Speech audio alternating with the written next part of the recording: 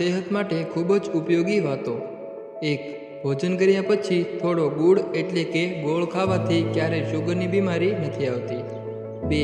ગરમ ચા પીવાથી દાંતો પર નિશાન પડી જાય છે, એટલે બને તો થોડી ઠંડી કરીને પીવો। 3.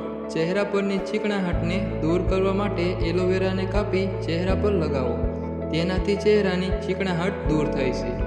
4. વધારે પડતી ખાંસી આવે તો સૂકા મેવા ખાવા, એનાથી ખાંસીમાં ઘણો લાભ થાય છે।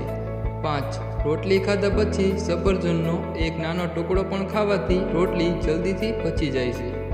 6. રોટલી ખાવાથી પહેલાં ઇલાયચી ચાવી શકો છો, તેનાથી પણ રોટલી જલ્દી હજમ થાય છે। 7. રોજ દૂધ પીવાથી કમરની હડ્ડી કમજોર અને ટેઢી ક્યારેય થતી નથી। 8. ઉધરસ, કફ, ખાંસી વગેરે આવે તો રોજ રાતે સૂતી વખતે દૂધમાં હળદર નાખીને પીવું, તેનાથી કફ અને ખાંસીમાં ઘણી રાહત મળે છે। 9. નમકનો વપરાશ ઓછો કરો, કેમ કે વધારે નમક વપરાશથી બ્લડ પ્રેશર વધે છે। 10. ચાલવાથી પગ મજબૂત થાય છે અને શ્વાસ ફૂલવાની બીમારી પણ નથી થતી। 11. ખાવાથી પહેલાં મધમાં થોડી તજ નાખીને ખાવાથી ખાવાનું જલ્દી હજમ થાય છે। 12. જરૂરિયાતથી વધારે સૂવાવાળા વ્યક્તિ વધારે પડતા ઉદાસ રહે છે। 13. પગનો દુખાવો રોકવા માટે લીમડાના પત્તાની માલિશ કરવાથી દુખાવો ઓછો થાય છે।